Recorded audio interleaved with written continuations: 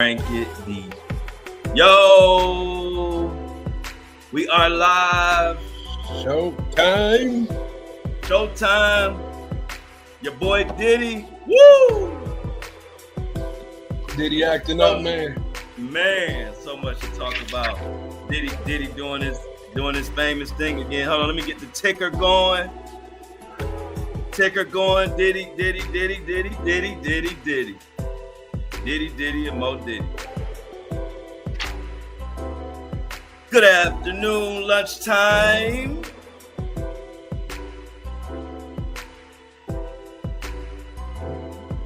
Mini me on time, y'all.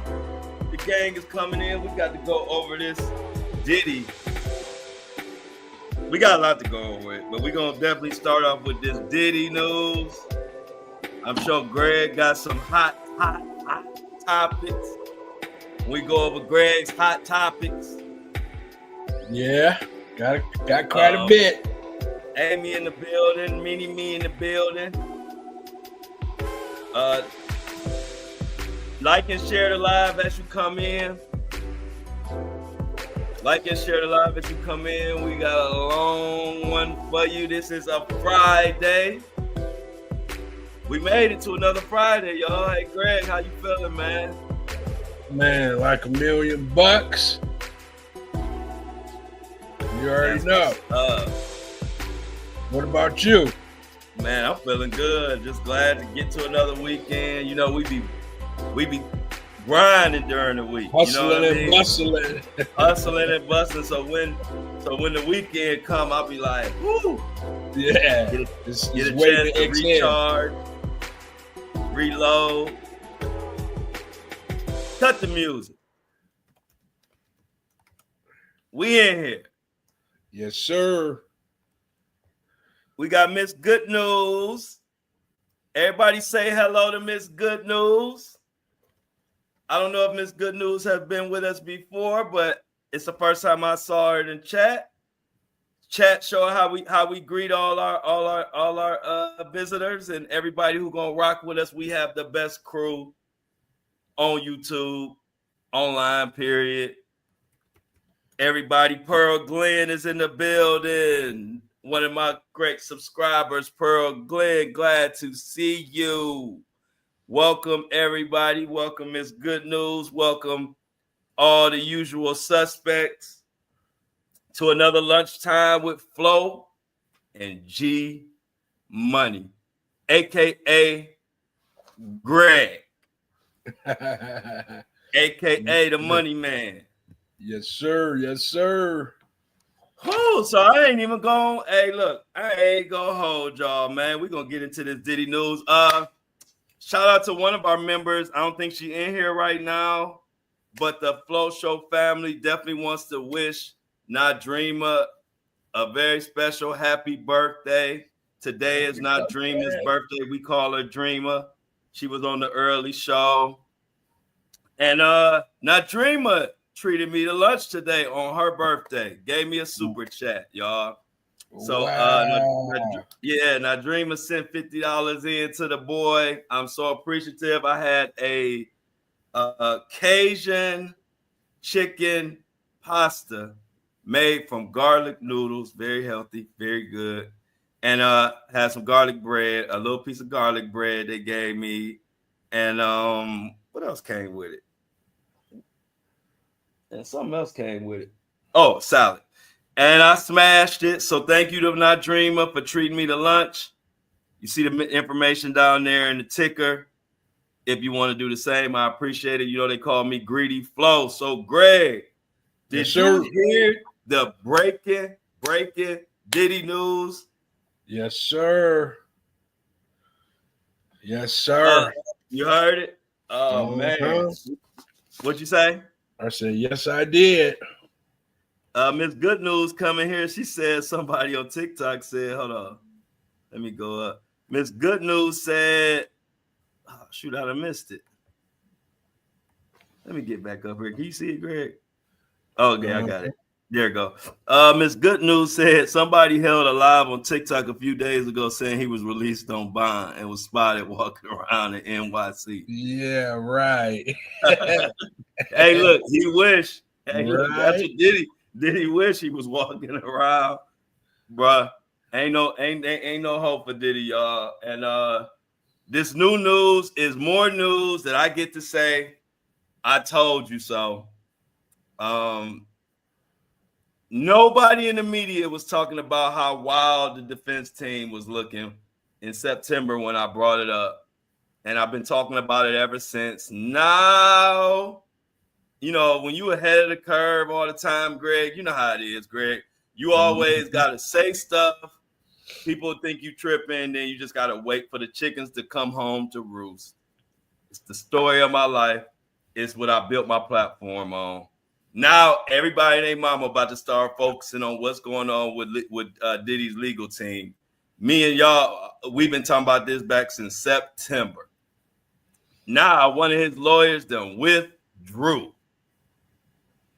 Yeah, man. And what's his name? Anthony Rico? Anthony Rico has withdrew. And since I already knew what been going on because I told y'all from reading the tea leaves, y'all know why he withdrew. We're going to get into the statement. Do you got the actual filing or the statement in front of you, Greg? If not, I'll look for it on Twitter and pull it up. Yeah, I got it. Okay. You want to go ahead and read it to him, and I'm gonna tell you exactly my thoughts, but it goes right in line with what I've been telling y'all about Diddy and this legal team. I ain't surprised. Hey, look, like they say, when I read that headline, the way my jaw didn't drop to the floor. Go ahead, Greg. All right, so it says Diddy's legal team seems to be cracking under pressure, and now one of his defense attorneys wants out fast. According to the New York Post, Anthony Rico, one of the 6 lawyers representing the embattled hip-hop mogul in his federal sex trafficking case, has officially filed a motion to withdraw. This latest shakeup adds to the growing turmoil surrounding the Bad Boy Records founder, who continues to fight allegations that could land him behind bars for life. Rico didn't detail the reasons behind his sudden departure, but he made it clear that sticking around is not an option. Under no circumstances can I continue to effectively serve as counsel for Sean Combs, he wrote in his Manhattan federal court filing. It is respectfully regrettable. That's what I got, man. That's good. That's good enough because it's more legal jargon, but you got the most important part. That's all we needed to read to everybody. Right. Give me your thoughts first, Greg, because then I'm gonna go because it don't do nothing but fall in line with what I've been saying. So I'm gonna see what your take is on this whole thing first, and then I'll go. Well, I think it has a lot to do with, you've mentioned this a lot of times. When you're an attorney and you're in a high profile case, and you can't lawyer the way that you want to lawyer, and the client is trying to do your job for you, which in this case, I can see it written all over the wall that that's what's happening. You know, if you're smart, you will get out before the kitchen actually burns down. It sounds like that's what he's doing right here, right today. Getting out before the kitchen burns down. What's your thoughts? There you go. I love it. I love it, Greg. You reading the tea leaves right with me, and I've been saying it. I love doing these shows in real time and having everything time step because I could go all the way back to September and I could just pull up what I said then and it would apply right now. I saw it. I saw the writing on the wall before anybody. I told you when the lawyer was on TMZ talking about Diddy got that baby oil from Costco and trying to act like he said Diddy buys in bulk, and then it was come to find out that Costco never even sold that baby oil. Boom. To most people, that was just a mistake. To me, it showed me that Diddy is just telling the lawyer anything, and that lawyer just running with it because he getting that money. Lawyer didn't even make sure they sold baby oil because he just listening to Diddy. So that let me know that this defense was being led by Diddy, not by the legal team. Yeah. Perfect example. Before I get into my take it back to OJ. I'm gonna tell you the difference. OJ listened to his dream team, and you could tell the difference in how the case went. You could tell even the demeanor of OJ throughout the whole case. He knew he wasn't no lawyer, and he listened to his lawyers. You could tell. And then you fast forward to this case, you can tell that that Diddy ain't listening to his lawyers. He's telling them what to do. And so I've been telling y'all this since September that the legal stuff looked crazy, and it looked crazy because Diddy is telling them what to do and not letting them do their job. But now that one of the lawyers has withdrawn or withdrew, I don't know what the correct grammar on that is, but now that happened, now people are starting to come over here to the Flow Show side. Now they starting to see what I was saying, because it ain't but so many reasons why he withdrew. It's really only, based on his statement, it's only 2 reasons. And one of them is my main reason, and the other reason, it could be a possibility. The reason that's not something I brought up that's possible is that some type of crazy evidence has came and he don't want to continue. I don't think that's the case. I'm just giving you a possible scenario. And then also it could be they could be trying to do some underhanded, sneaky, illegal type stuff in order to fight this case. That's a strong possibility. But it sounds like exactly what I'm saying, the way he withdrew and the way he said, I have given Diddy a high-level attorney, I've given him a high-level representation, and he said now he just cannot continue. Y'all, that sound like, just like what I said, that sound like a man who's there, he's not letting them do their job, and he done with it. But the other lawyers, they good with listening to Diddy because they know, hey, I'm getting paid anyway. And so you got 2 different kind of people. You got lawyers that like the guy who pulling out, who don't want to be involved in this mess. They look what they call that amateur hour. That's one thing. To real, like, people in the legal system and people who follow these cases, Diddy's legal team look like they're operating like public defenders. For all this money Diddy's spending, I haven't heard one person say they're impressed with anything that his lawyer has done up until this point. And when you hire a dream team, that's already odd. You know, these the top lawyers in New York. He's spending all this money, and they haven't done anything that we feel like, wow, did he get his money's worth with these lawyers? We never felt that, not yet. It is going to get 100 times worse once this trial starts. Diddy's legal defense, I'm calling it now, this will be the most dumpster fire. People going to be arguing. They're going to be fighting. It's going to be other lawyers going to withdraw. It's going to be a mess. Watch what I tell you, Greg. I agree. But like I said, that is exactly why, and I've been said it. I called it a long time ago. Diddy, this is Diddy. I know how Diddy mind work and those that are like Diddy. This is what he's saying. I know what's best for me. I'm the one whose life is on the line with this case. If I'm going down off my direction.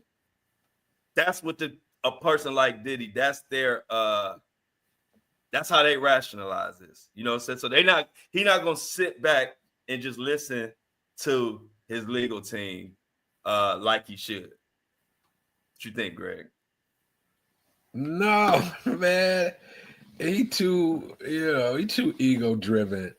for that. You know, he's still the only thing he can hang on to right now behind them bars is his ego.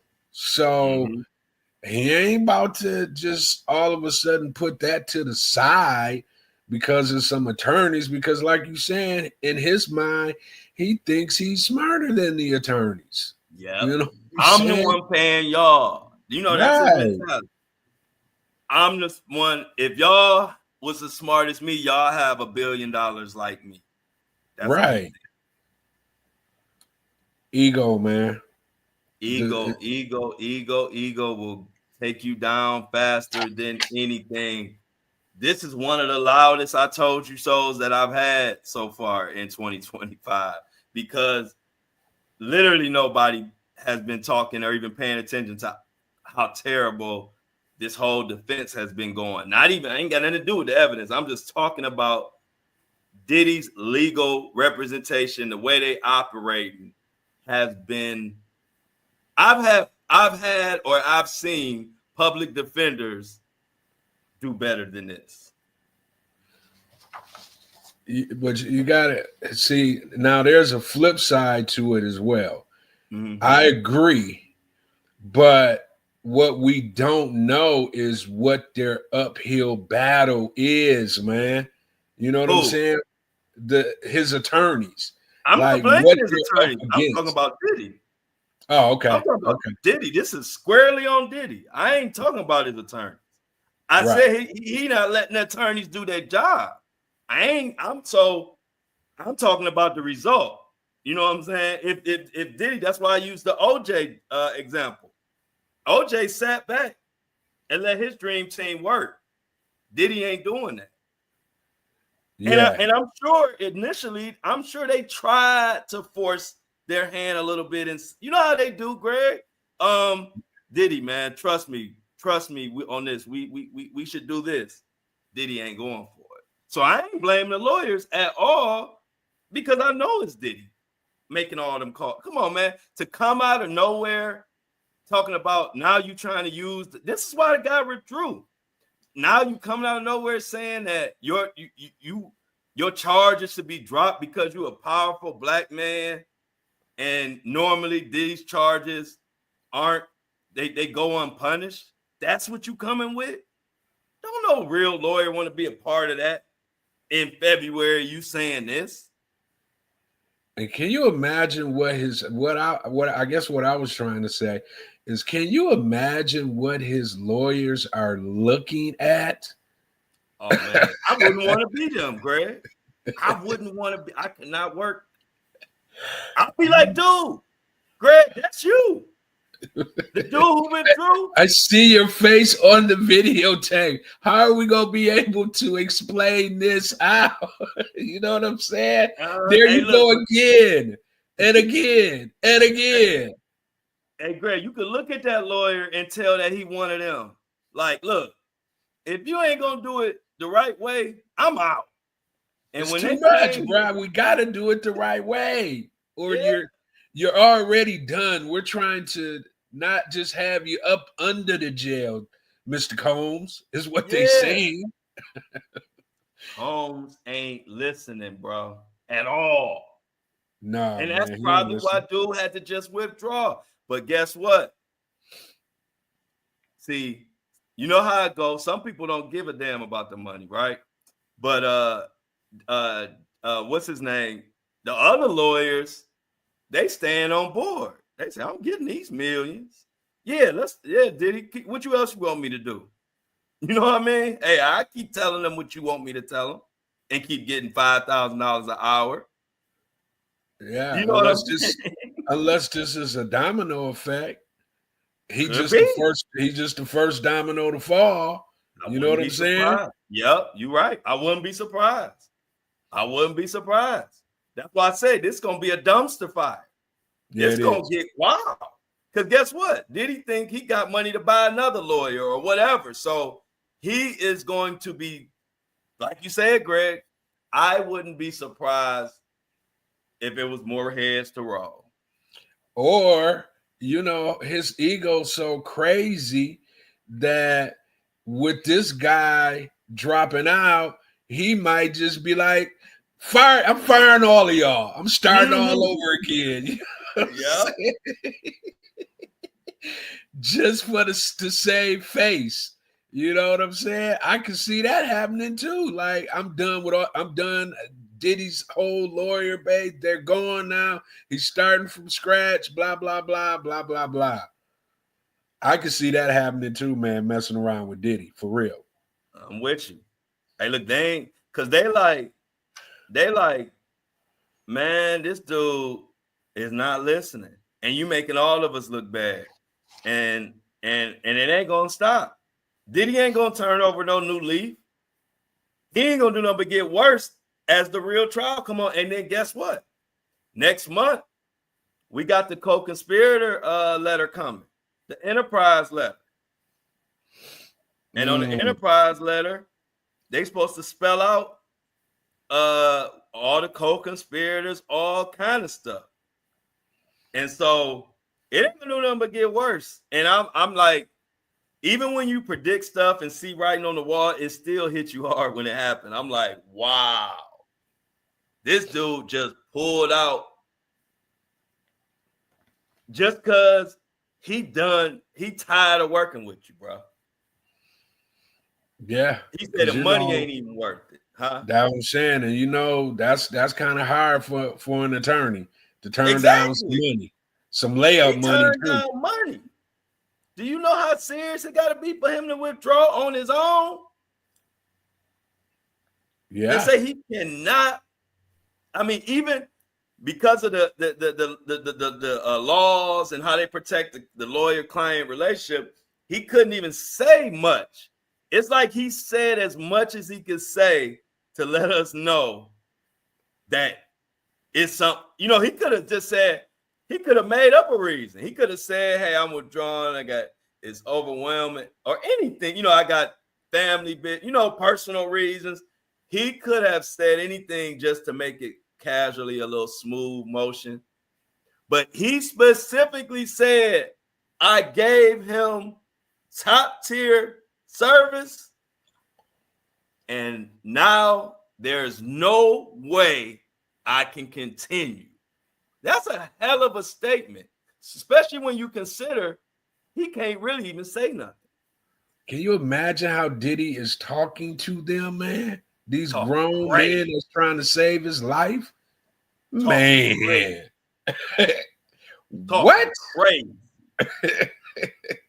And one thing about it, because it's the black man that withdrew. Right. The black lawyer. One thing about, we, especially when we dealing with each other, we got a short fuse. You know how it be, Greg? He like, man, I'm out of here, man. You ain't gonna just keep calling me names every day I come up in here. You know what I'm saying? I ain't gonna be too many of them MFers, BITCHs. I'm not gonna be able to do it, bro. That's what he said. Man, I would not want to be Diddy's lawyer. I wouldn't even want to be Diddy's gardener, man. I wouldn't have been nothing working for nobody like that, bro. Because I will end up going in their mouth. I mean, we've seen it on a small scale just through shows in the past. Just, you know what I'm saying? We've seen the belittling of, regular folk or folk that, is trying to be a benefit to him. Man, he didn't talk so crazy to so many people. I've yet to understand why ain't nobody put hands on him, man. Mm-hmm. And another thing that's a possibility, Greg, also that I mentioned, and we could talk a little bit more about that, is there could be some shady practices going on that he don't want to be a part of. That's a strong possibility, along with everything else we saying. Because think about it. Because he in there like, whatever. What do we got to do? I need you to talk to so-and-so and so-and-so and get them to back down. He could be sending them out on Kazi missions, man. Mm-hmm. Mm-hmm. Think about it. What type of, why would you, I'm gonna go back to this example again. why would you? I would never do this, Greg. You would never do this. But people like Diddy who don't care, why would you lie and tell your lawyer that you got that baby oil from Costco and Costco don't even sell it? But Diddy don't know that. But he just telling his lawyer anything. I'm not gonna tell my lawyer no information on something that the whole world looking at. I'm not gonna just willy-nilly throw him no info. That right there show you. You know what I'm saying? He don't really, don't give a, he gonna say whatever at that time for him. He don't care how it make you look. Greg, if you was my lawyer and I told you some information about baby oil and then you went on national TV and repeated it and then you found out they don't even have it, how would you look at me going forward as a client? It's probably one of the main reason why dude checked out. He's like, I cannot continue to do this. You got me wanting to lie. You got me calling people I ain't supposed to be calling. You're offering me all kind of bribes to go do this, to go do that. They probably like, man, you about to not only, make me lose my law license, I'm gonna be getting sued. Right. That's what I'm saying. That's why I'm saying it's serious, it's deep. And not only that, it also makes Diddy look more guilty. We ain't speaking about that. That's kind of like obvious, but that does not look good for Diddy for his attorney to withdraw and say that he can't possibly work for him no more. Yeah. I mean, it's kind of strange to me that Diddy doesn't really. I mean, the attorneys that he have, I'm pretty sure they some high-powered attorneys. Yeah. But to me, it seems like he would have more of the, like a Bugsby type of attorney leading the punch. Somebody that can, speak to the public, get out in front of things. Kind of just like a. You're right. You know what I'm saying? Like a prime time attorney, like what's OJ? What was OJ's attorney name? Cochran. Johnny Cochran. That's crazy. Even That's a Shapiro. Even a Robert Shapiro. Even a Kardashian. Rob Kardashian was more polished. He got. You know what Diddy got, Greg? And you're making a good point, and because I was already thinking that as well. Diddy got the lawyers that somehow work their way up where they get top money, but they come across as scam artists. That's Diddy's attorneys. They like if you ever watch the show American Greed, and it be these guys that come up with these schemes.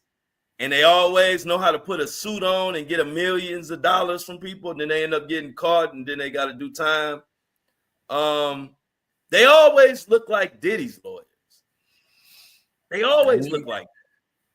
You even see Jay-Z. You see his attorneys doing, PowerPoint presentations. You know what I'm saying? There you go. And see, that right there is the difference between Diddy and Jay-Z when it come to handling their business. So you can say what you want about Jay. He ain't been brought up on nothing yet. So we got to deal with what's in front of us. Right. But one thing about Jay-Z, he been married all this time. He been out, he do his business, but he got partnerships with like the NFL and this and that. Jay-Z has handled himself with a lot more structure and polish than Diddy ever can. And it leads all the way up to your point, Greg, that you made about the lawyer. Jay-Z has the attorney that you think he would have for millions. And that's a good point. Yeah, the attorney is performing the way we thought. Matter of fact, one thing we ain't never said is how horrible Jay-Z's defense is or anything about it. It's been what it's supposed to be. But then you look at Diddy, and it's like his lawyers go right along with Diddy. They got the name, they got the look, but it ain't nothing in there. Yeah, no cachet. No cachet. Yeah. Nothing in there. Yeah. You know what I mean? It's like a big shiny present, big box under the tree, and it wrapped good. It got the bow on it, the bow tied like the cartoon presents. And it's really just a gift that be in the department stores if you was to open it, ain't crap in there. Ain't nothing in there. It just looks good. And that's Diddy's legal team right now. Because and like I'm gonna go back to that because just like you made a point, Greg, again, it still goes back to Diddy. But real attorneys, like the dude who stepped off, are not going for you telling them what to do. They'll take your suggestions, but you ain't about to just tell them what to do. These lawyers Diddy are doing exactly what he's telling them to do, and you can tell. Yeah. That's it right there. That's it right there, bro. Speaking of Jay-Z, you see what Mini-Me. Yeah, and see, that's something, I'm going to be honest with you, that's something I got to look into more because I looked into that one. It seems like they just throwing Jay-Z name in there. Like, I read that. That's why I haven't talked about it yet. I researched that case for about 2 hours last night. And it don't seem like, it seemed like something they just using his name, and it don't really seem like it's nothing to it yet. So I'm waiting for more real info to come out on it. But I did. Yeah. I looked into that Jay-Z one for 2 hours last night. And I looked into it too. You looked into it too, right? It's hollow. Yeah. Like, see, a lot of people, they just go with headlines and just for clicks and views. I got to look into it. If I don't see nothing there, I ain't covered. You know what I'm saying? Yeah. I'll wait till something solid comes out or somebody, you know what I mean? But what they talking about so far is really just a story to run with to get clicks and views for right now, because ain't nothing to it yet. But I'm watching it for sure. I'm watching this case for sure. Go ahead, Greg.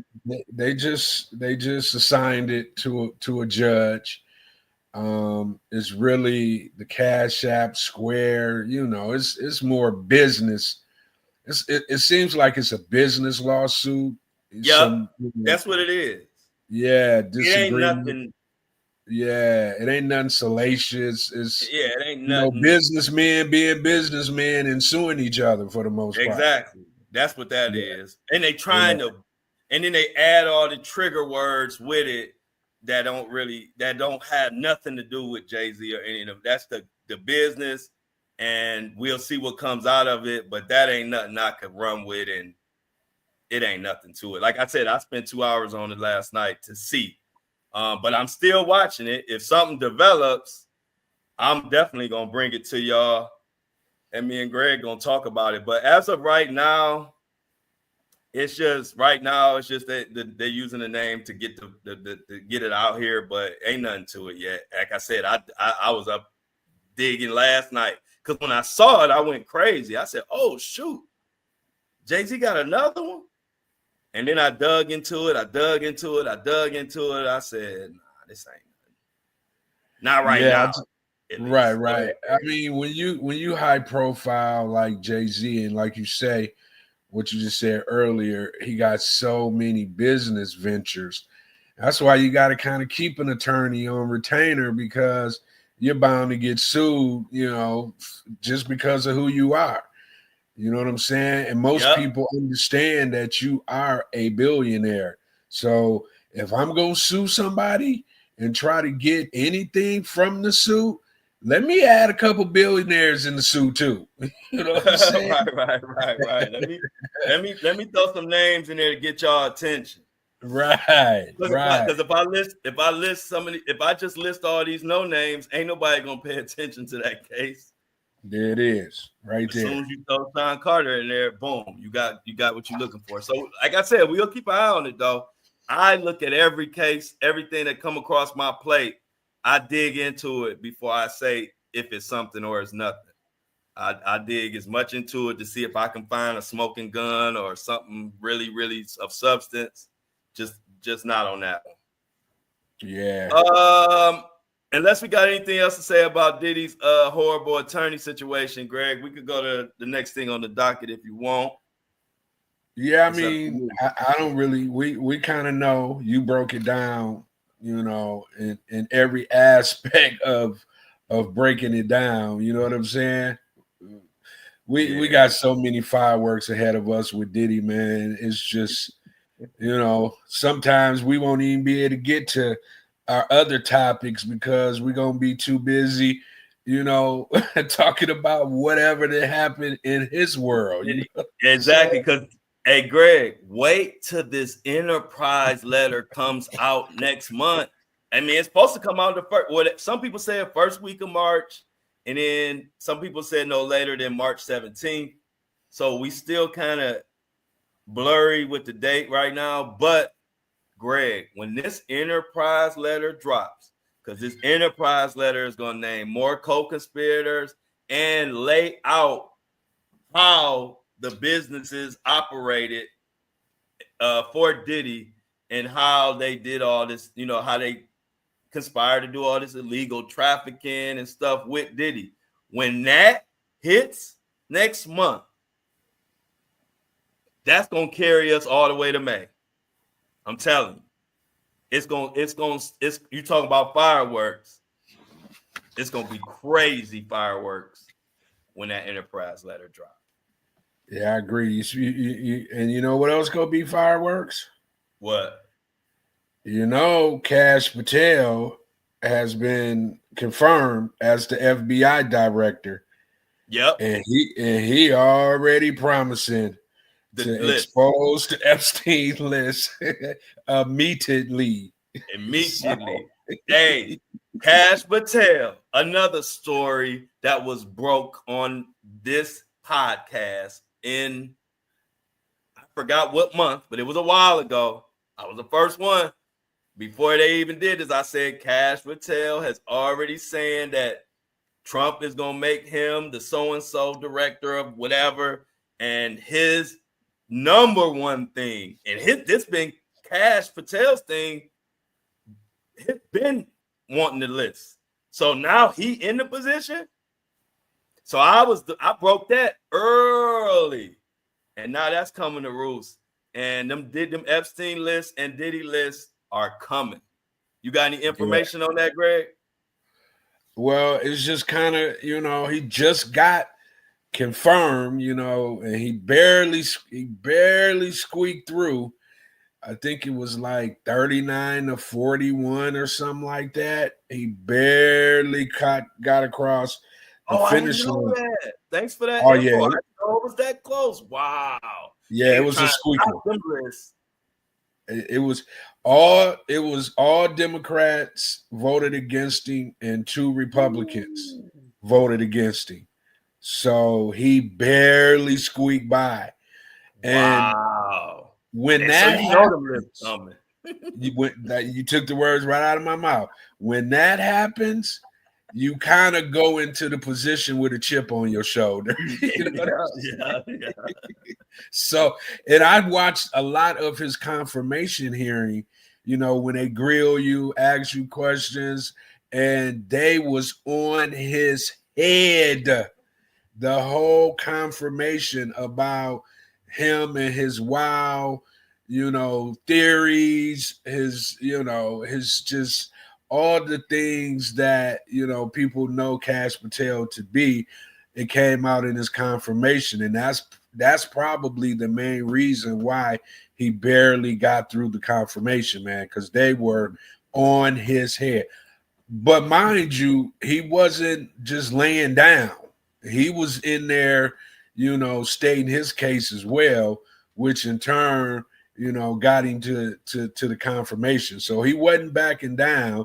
And I just watching the confirmation, man, he seems to be a smart guy, but he seems to have, like, you know, that little something about him that's gonna be a issue over there at the FBI as well, messing around with him. Right. Yeah, definitely.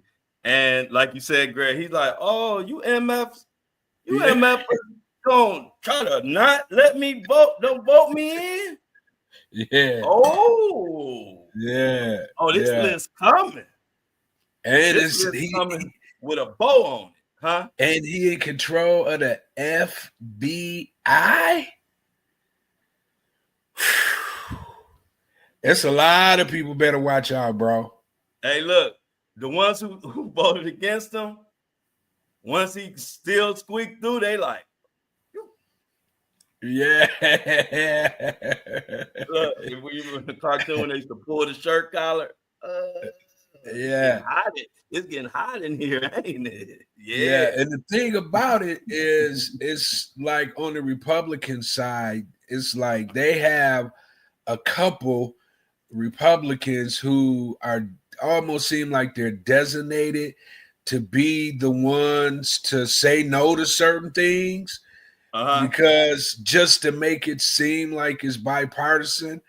And it's usually a lady from Maine, and I think her name is Susan Collins. And then I don't know who the second person was, but she tends to be that one who always votes against, Republicans who, in everybody's eyes, for the most part, be, bat-ish crazy. You know what I'm saying? Yeah. And that's kind of what happened here, man. He barely got through. You see, I think somebody put it in. It was 49 to 51. Yep, 49 to 51. We them boys coming in with the info. Shout out to We Them Boys for coming through with the info. Mm-hmm. Yeah.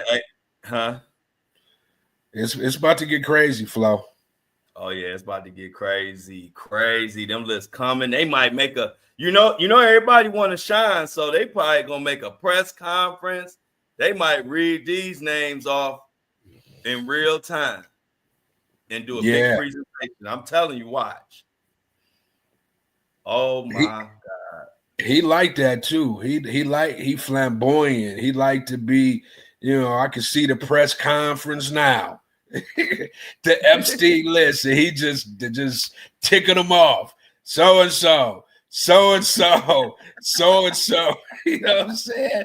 At a live press conference in front of the world. I can see it happening. Yeah, man. So they the chat wants you to put your MAGA hat on and tell us about this $5,000. You got any more info from us, Greg? We waiting for our bread. Yes, it's kind of hush. I think it was one of those things that they threw out there as bait, just to kind of get the eyes off of what it is that they're doing in these federal agencies. You know what I'm saying? Yeah, they definitely changed the narrative with that 5,000. Everybody got quieter about Elon fooling with their information. Right. 5,000. Hey, look, people like, man, I'm giving these places my whole plasma for $40. You can have all my information for $5,000. I deliver it to you myself. And people got to understand, man, that these people are political animals. You know what I'm saying? They know they got psychologists studying. You know what I'm saying? They know how to put things out into the ether to change the subject, to get your eyes away from what they're really doing by giving you a bone to nibble on, and then they might do it and they'll just have you hanging in the balance trying to figure out, are they going to do it? Are they not going to do it? While in the back of the room, they doing what they really want to do. Exactly. So how was it, Greg? As far as what? The Trump had invited all the black people to the White House. I thought I saw you there with Bootsy. No, man, I wasn't up in there. I wasn't up in there. I thought you was next to Lil Bootsy and who else was there? It was Bootsy. It was Bootsy, Rod Wave. Yeah, Rod Wave. I thought I saw Bootsy, Rod Wave, and Greg. Kodak Black. Kodak Black. Kodak Black. Yeah, and it was Trump's Black History Month event. He also announced that He's going to be giving Kobe Bryant a statue. Yeah, amongst other American heroes at the event. So, yeah, they was up in that thing, man, looking crazy, looking like they was all out of like a fish out of water. You know what I'm saying? Man. And listen, I ain't gonna you can't get mad at Trump for representing for Black History Month, even though there's so many ways there's so much we can say about it. But if I'm just being honest, it did look like Get Out a little bit. Right. It looked kind of like Get Out a little bit. It kind of, you seen the movie when they was all auctioning off the people and stuff like that. It kind of reminded me of that. Right.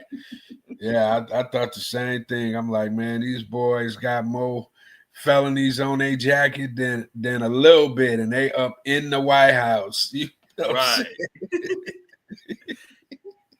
and they look, and we just commentating, all y'all. You got a political crowd who become unhinged whenever you even talk about politics. To that crowd, relax a little bit. We on here just talking and having a good conversation. We don't hate nobody. Don't nobody hate us. But because, hey, look, the political people don't even, I'm talking about the fans and they don't even understand that the people who are really heavy and get butthurt about politics, they argue and fight so much. Do they realize we don't even desire to be involved in that? We just have a subject. We just want to speak on it and move on. Y'all have made it to where y'all make it where most people don't even want to engage with y'all about political stuff, because it just done got to the point where it's just all out war if you ain't on their side. And I'm talking about the left and the right side. You know what I mean? And so I'll be thinking to myself, they don't even realize that while you arguing about what somebody said about a political thing, we don't even care, because y'all made it where it's not even fun to talk to y'all about it. I don't care to be a part of it. I'll speak on certain stuff that we need to speak on, but they don't. I don't like it. It's just it turned nasty, bro. It ain't the same politics that my granny and my mama and them, how they used to handle. It's different now. So I refrain. Yeah. You know what I mean? I don't even want to go. I'll talk to y'all about it, but I'm not going back and forth with these extra political heads, man, because y'all do too much. And once again, man, we're gonna talk about what we want to talk about, first of all. And second of all, you know what I'm saying? We're intelligent enough to have these conversations. We're not just on here, talking crazy. We're handling the news, what's out in the ether, and this is a free world. The main people that be kind of doing that back and forth, they be doing that back and forth about free speech. So you know what I'm saying? So we're gonna be, like you say, man, we don't pick sides. We talk about everything. So if it's political and it's touching the world in some kind of way, we're gonna speak on it. We're going to speak on it in a way where it's intelligent, where if somebody does have an issue with what we're saying, then, like you say, you got to kick rocks with sandals on or flip-flops, however you say it. Exactly. Yeah, I like sandals. They put some sandals on it. That might hurt even more. Put some hard sandals on. Yeah, man. Yeah, I'm with you. And every now and then, y'all, we just got to take this pause. I like to let people know where we come from. So if you still on the ride, if you still on this ride, then I don't want to hear it, because we straightforward about what we about. You know what I mean? So every now and then, I just like to throw a little disclaimer out there, because I don't want nobody on this journey with us that don't get what the journey about. I got one side. My side is the people. Right. That's the side I'm on. I ain't no Democrat. I ain't no Republican. I ain't no none of that. I rock with the people. Yeah, man. We're educating the community and having discussion about, whatever it is that we're trying to educate the community about. So, Exactly. that's our jobs. And That's our we're job. going to do that. You know what I'm saying? But, Mhm. bro, let me talk to you. Hey, man, have you heard, and I seen somebody put it in the chat earlier, this lady here in Michigan with these kids who did you hear about this, bro? I heard, but I'm glad. I hope you got some info. I just I'm heard about the heading. I'm about to break it down for you, bro. Oh, please, because I ain't get into what actually I just saw the heading when they sent it to me this morning. Okay, so it's a lady here. She lives in Pontiac, which I live in West Bloomfield, Michigan, which Pontiac is probably like one of my homes is in Pontiac. So it's probably about 15 minutes away. So it's a young lady. I think she might be mid 30s. She had 3 kids, a boy and 2 girls. And basically what happened was she left them.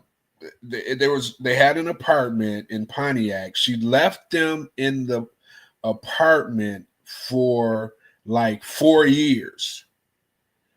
And what she would what she would do is she would have DoorDash bring food to the apartment, and that would be the only communication that these kids would have to the real world. If you could see the home from 4 years of these kids just not knowing how to clean up, not knowing how to do anything, because 2 of them are babies. The oldest is 15 now, but when all this started happening, he was probably like 10. And then the other ones are like babies. Man, the apartment was filled with boxes, feces all in the tub. Man, it is a hot mess in this apartment. Mind you, while all this is going on, she's all on Instagram with her breasts all out, DMing this man, that man, keeping the fathers away from the kids, basically, just doing all the wrong things to keep these kids in abandonment in this apartment, right? So yesterday, the judge, they arrested her, of course, and the judge gave her a bail of $250 million, bro. Whoa, what? Yes. She made Diddy like a choir boy. Yeah, $250 million, and she can't have any communication with the kids. The kids are with, family members right now, man. But it's a story that for sure I can see them turning into a movie, like quickly, man, because it was like the only time the boy went outside. He said one of the neighbors, said that, he came outside and just was like, he just wanted to, see what grass felt like, because he hadn't seen it or felt it in so long. He wanted to just go feel the grass. Man, bro, there's so many people around here so mad at this lady, man. It's such a sad story, man. Such a sad story, but the kids did make it out, outside of just living in filth for a number of years, not having any communication, no school, no anything, man. They're safe now. They're with family members who I'm assuming that care. I don't understand how, anybody allowed this to happen for 3-4 years, but they did. And yeah, man, they got her on bail. Her bail is $250 million. Wow, bro. What's going on in this world, man? It's crazy, man. Crazy. Like my boy Prophet from TikTok always say, everybody ain't supposed to have kids, man. Right? Everybody not supposed to have kids. And they had like the photos of the kids before this started to happen, and they look like, just normal kids. The hair was done, they had on, good clothes, and then it's almost like something in her mind snapped, and the abuse and the abandonment started.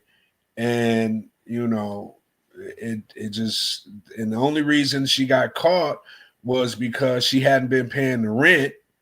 Like, she didn't pay her rent, mind you. This whole time while she abandoned the kids, she paying rent at the apartment. And then in October, she didn't pay the rent.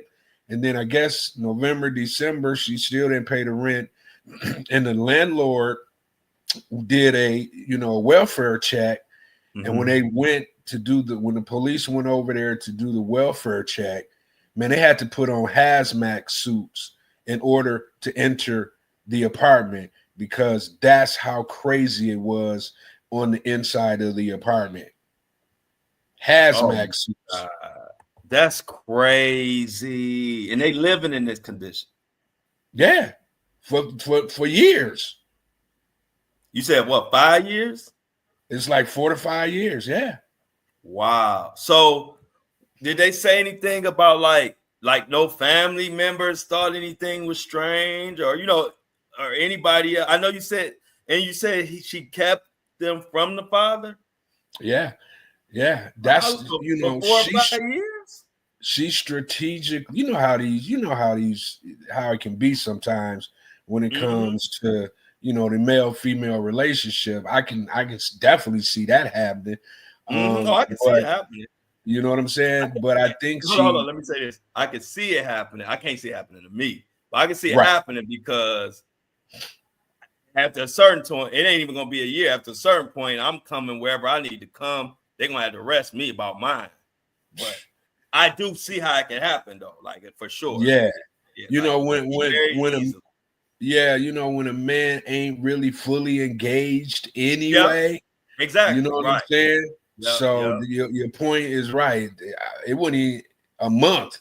And I'm like, hey, Greg, I already know you'll be pulling up tight. What? You know what I'm saying? So for it to go on that long, it's almost like, man, she was, premeditated and just really keeping everybody at bay, when it came to these kids, man. And I don't know how, the family structure, her mom, grandma, I don't know how all that, that structure is with her, but she was able to do it, and the only reason she got caught is because she wasn't paying her rent. That's the only reason she got caught is that welfare check from the landlord. Wow. What the heck is going on, man? Yeah. So, and bro, I wish you could see, like, because my girl, she from Pontiac, so they kind of know these people, and they can easily access their Facebook pages. Man, bro, if you could see somebody while the kids are over here starving, or not really starving because she was sending them food, DoorDash, but living in those conditions, she on Facebook with the latest gear. She got, like I'm saying, she's seductive all over the place, man. Man, they saying she might get life. That's what they saying. I don't like the word might. Yeah, that's what they saying, man. You know how the system I want is. I want her to get life under the jail. I want her to do her time under the jail. I just don't understand. I'm trying to, like, I'm waiting for it to advance so we can kind of get more details, because I'm like, mentally, what was happening there? Like, how do you do that? Like, you have to have something not right with you mentally in order to abandon your kids in that way for that many years while you're just out here living your best life. Right. Yeah, for sure. Man. So, yeah, man, that's been the big hot topic around, Michigan in these neck of the woods, man, everybody just floor. You even go in the store. I was in the store. It's in the gas station. They was talking about it. It's one of them. Yeah, it's one of them. Stories. Everybody talking about it in Michigan. Yeah, wow. Yeah, not just in Michigan. It was just on ABC News. Well, no, I know it done went national. I'm just saying, you know how it is when it happened in your neck of the woods. Everybody talking about it. Kind of like, like Cleveland. We done had our stories that went national, but when it happens, everybody around the area is on the story, man. In disbelief, of course. Right. Yeah, man. Well, Sid, let's stay in Michigan. We all want to know your thoughts on Clarissa. You know what, man?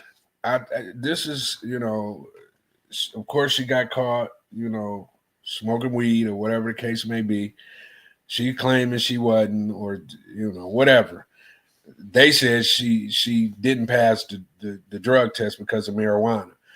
Mm-hmm. And my thoughts about Clarissa is, number one, she got to be careful because of the environment that she comes from, right?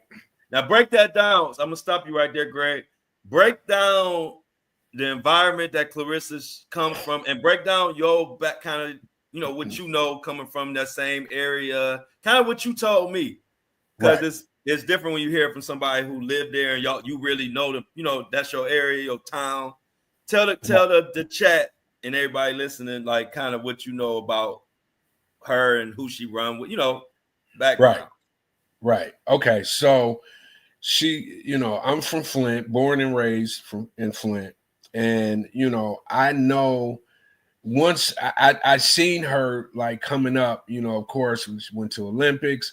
Flint is kind of sort of a boxing town. It's a sports town in general, but it's really a boxing town. A lot of boxers, a couple heavyweights, a couple gold medals. She even won a gold medal. They come from Flint, and they come from the worst areas of Flint. And she so happened to live in one of those areas growing up, right? So she grew up fighting, because that's just what they do in those areas. You got to always be proving yourself. You got to always, you know what I'm saying? You got to always be standing up for yourself, because everybody's is, the economics are low, no jobs, decapitated houses all around you. When you walk into school, it's just a mess, right? Then you had the water crisis that added to it, so it's just really the areas that, they live in, the areas that she live in is really, really bad, right? So once she started to get some, some notoriety and started to get some fame, I started to kind of see some things from afar, like, okay, Clarissa, you're starting to get on these big stages. I'm gonna need you to kind of class it up a little bit, because in order for you to be able to maintain your spot, that's how you're going to have to, be presenting yourself.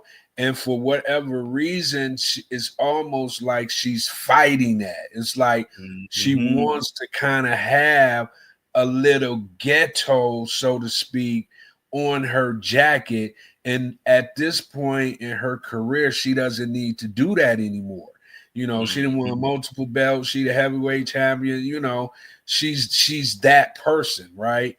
And then even down to like some of the guys she was dating, we know these guys from the neighborhood. Even then, we was like, Clarissa, to ourselves and amongst each other, is like, hey, you might need to kind of pick better friends, pick, better individuals you're dating. Not to say we're like trying to run her life or give her, but when you see somebody that can potentially make it out of where she was making it out of, you want them to make good decisions, right? Yeah. And we was just constantly like kind of sort of seeing she was doing good boxing, but personally it was just looking like bad decisions was being made all the way up to, her getting on social media, starting to have some shine on social media and the things that she was doing on social media, all the way up to, her and Remy Ma getting into it over Papoose, and then, Papoose and her getting together. And now she just have another fight, wins the fight. Papoose is here. Papoose and them, what they do. You know what they do. I said that in a comment on Instagram. I said, y'all know Pat be smoking. You know what's happening. And she then thought that she's, sometimes you start to think you bigger than what you really are. And these people will show you, just like they're showing her right now. You running around, you're talking loud. You're being loud all over the place. Boxing is boxing. They still want you to have some cachet, especially in women's boxing. And that cachet ain't been coming across, so to speak. 1 minute you think it is, and then the next minute you look up and she twerking, on Instagram, and she the champ, right? So I think now, this is like that initial wake-up call to her. Like, if you continue to keep acting the way you've been acting, after this happens to you, then we really gonna show you. You know what I'm saying? We really gonna show you what this is really about. And I'm hoping she's smart enough to understand that and get it together and continue on with her career, her beautiful career that she's had and continue to have. I'm hoping that'll be the end result behind this, but we don't like it, bro. Yeah. Us Michiganders, don't like it. That's the word. Y'all don't like it. Y'all all.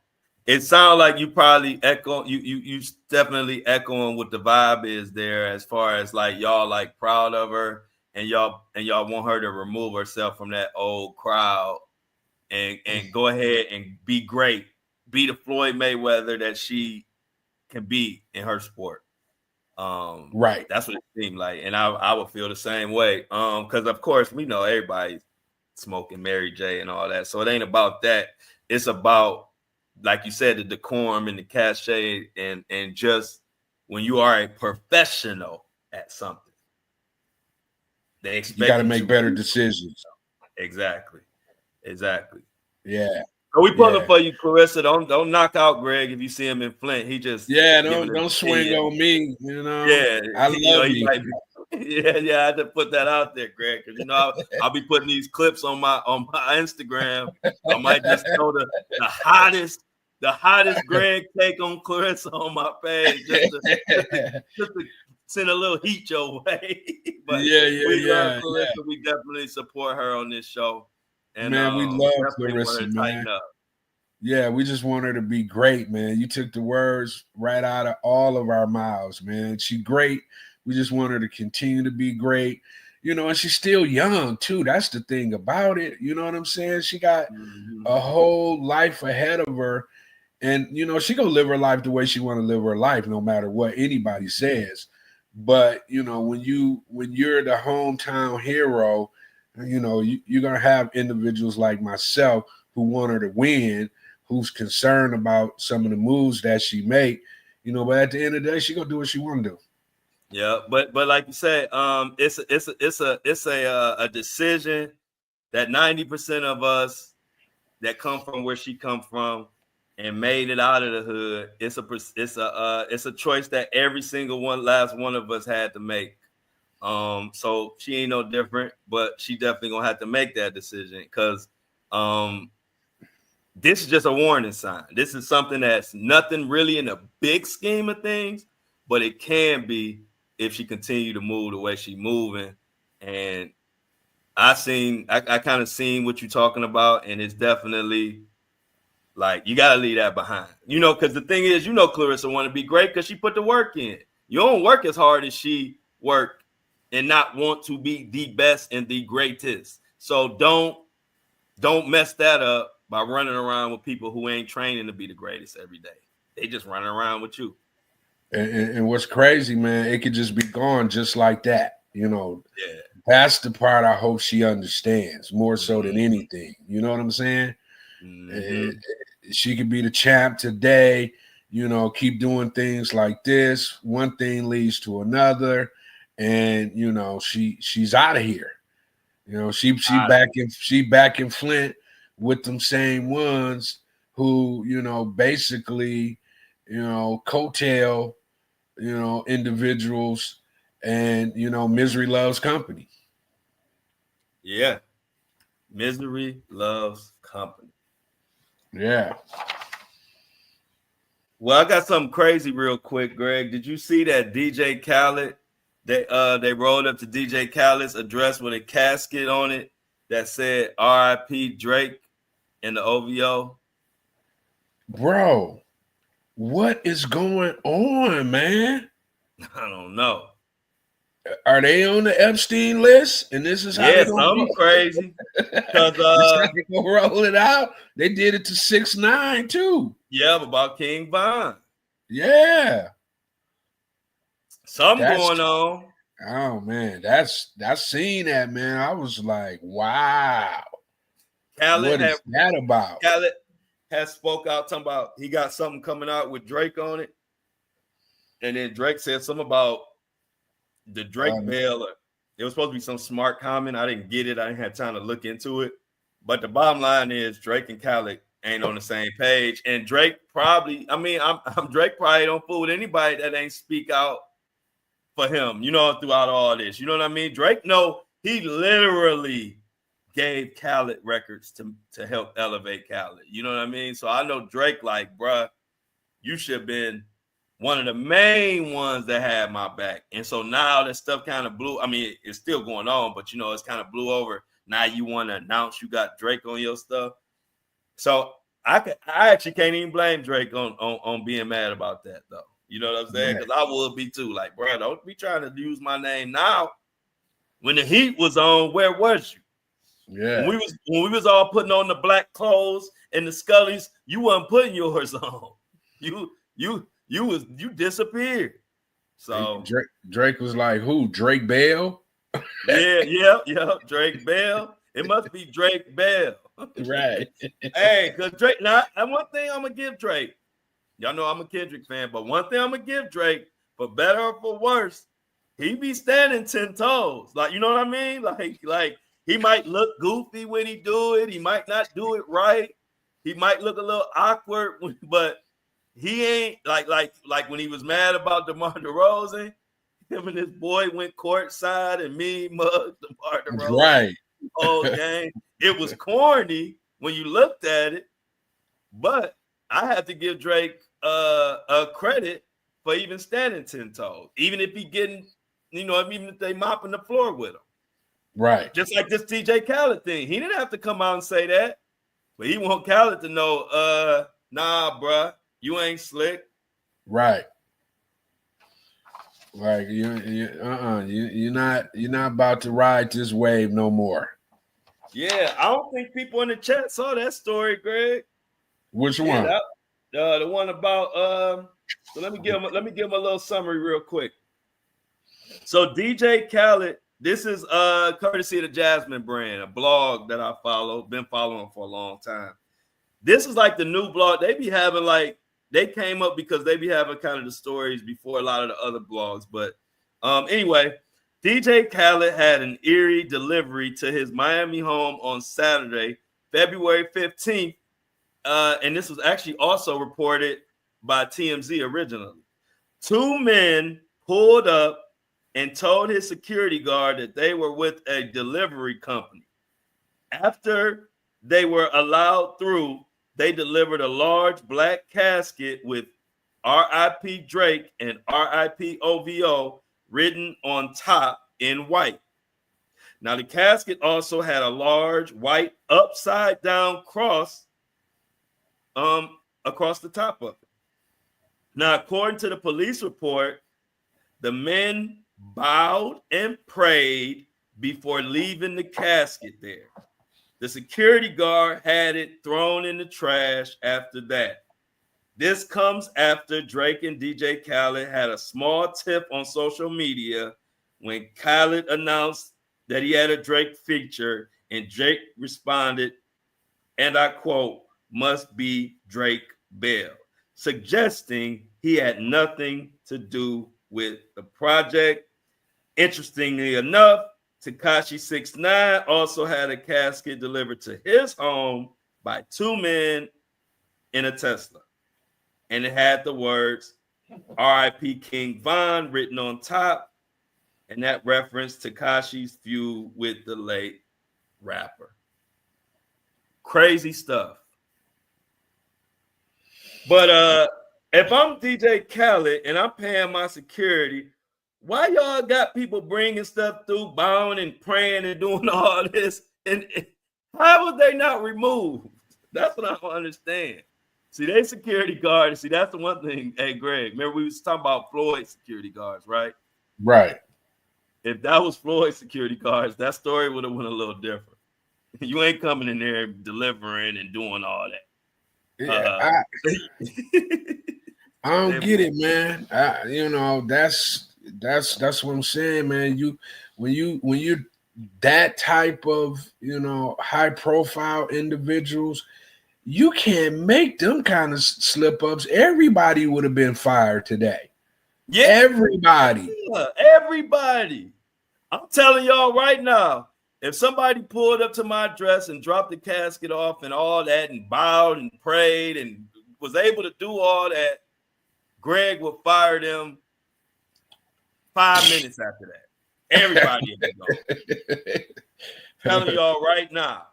So that's why, hey, look, that's why, like with Greg, when you got a little insight on this stuff and kind of been in these situations, you read stories totally different. You know, I'll be like, right, okay, I get the rip with the stories about, but let me tell you the story that they ain't telling is how the heck your security let all this happen? What? Khaled? Come on, man. Khaled better get him some new security before he be up out of here. ASAP. I mean, that could have been a bomb. That could have been, that could have been anything, bro. And they put it at his gate. So and it was a big enough casket to have a lot of, dynamite, whatever they do. And man, I could have took his whole house out, man. Sure could have. You know what I'm saying? Was bowing. Hey, look, when they was bowing, by the time they lifted up their head, they would have been up there with their maker. They would say, dang, that was a quick, that prayer worked fast. I'm in heaven right now. Because I ain't letting all that go. That's too much. That's too close for comfort. Right. Shoot. Hey, look, Greg, I only got a few 100,000 followers, and I'm my head on a swivel. I ain't letting stuff like that go down. I ain't nowhere near no Drake or no Khaled or nowhere near it. And I ain't letting all that go down. So for Khaled to let you can't even be missing in action for hours without us being like, where in the HE double hockey stick are you? Yeah, I ain't going. That's totally true. That is totally true. Yeah, it is. And I like that. But yeah, and that's what I mean when you ain't surrounded by real love, man, because that don't happen. Like you said, even back in July when I was doing the JP, when all that happened, I didn't post for 2 straight days. Man, my supporters and fans was all over the internet trying to find out what happened to me. They were talking about this. They thought one of the cases I was covering. They thought that person that killed me, and it was an APB put out for me just because I didn't post 2 days in a row. I was working on the podcast, the original first pilot episode. But that showed me, I was like, dang, I got real. They got real love for your boy out here. Cause they was on Facebook to the point where, hey, Greg, my best friend Darnell Brent, I just talked to him the night before. He texted me in the middle of the night, like, you all right? I said, yeah, I'm cool. He said, man, they on Facebook talking about you dead. I said, nah, man, I'm right here. That's crazy. My people was tripping, you know what I mean? Because I did an interview with somebody who was controversial and who was suspected of killing somebody. And I had been calling out that person for months, and then they picked me to do the interview. So everybody kind of thought it was a setup. And so while I was working on it, I didn't post. for 2 straight days, and I don't never go 2 days without posting somewhere. So my people went crazy, and that was the first time that I said, "Oh yeah, my people they ain't gonna play about me." Man, you I appreciate you see what's in the chat, right? No, I ain't look what's going on in the chat. Man, Miss Wallace passed away, man. Biggie. Oh no. We was just talking about Biggie, what, yesterday? Day before yesterday?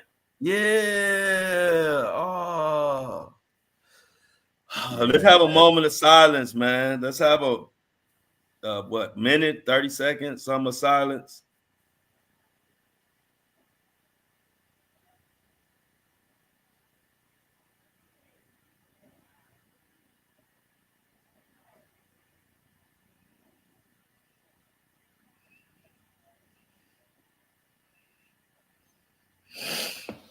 All right, Yeah. man. Yeah. So, wow. Yeah, man. I used to like Miss Wallace too, man. I love her. Yeah, I just liked her. I know she might have been like Trinidadian, she was from, over Jamaica, one of those places. And I used to like her strength. Yeah, man. That's how you know she had visible strength, because that was the first thing I was about to say. Go ahead, girl. I was about to say that. I was about to say she was strong. Yeah, she was a strong man, well spoken. Yeah, well spoken. Didn't like Diddy. Made it a point to let it be known she did not like Diddy from the beginning. Yeah, from the beginning. She didn't like Diddy from the beginning. Even when Biggie had blew up, she didn't like him. Yeah. He told him not to go out to LA with Diddy. You know why? Because she knew that Diddy didn't care nothing about her son for real at all. And a parent can see that. Right. So yeah, man, that's a major. First, it was Tupac. Tupac's mom. You said she was Jamaican.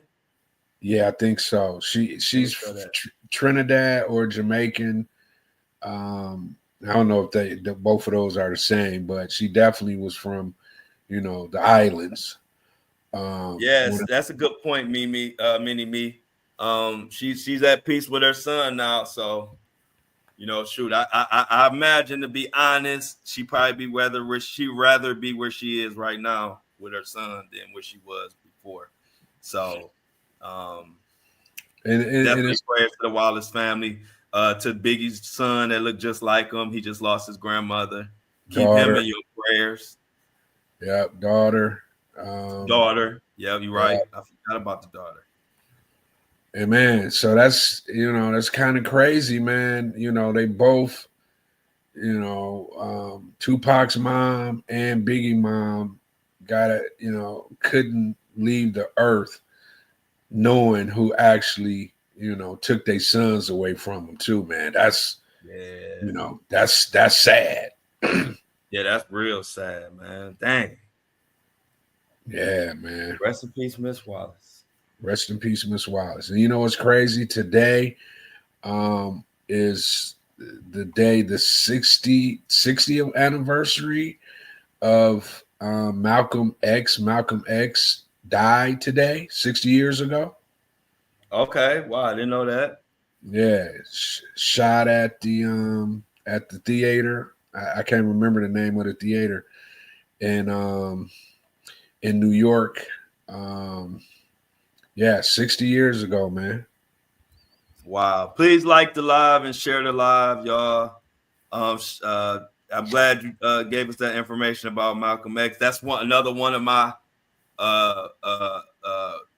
what you call it, inspirations is Malcolm X. I love Malcolm X. Seeing that movie back in the day changed me. A lot of stuff I didn't know about that was going on. That movie opened my eyes. You know what I thought about when I came across that? Malcolm was how old was he when he passed away? Young 30.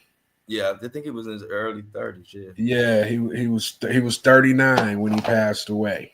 Oh, late 30s. Okay. Damn, he was that. I didn't even think he made it to almost 40. Okay, I didn't know that.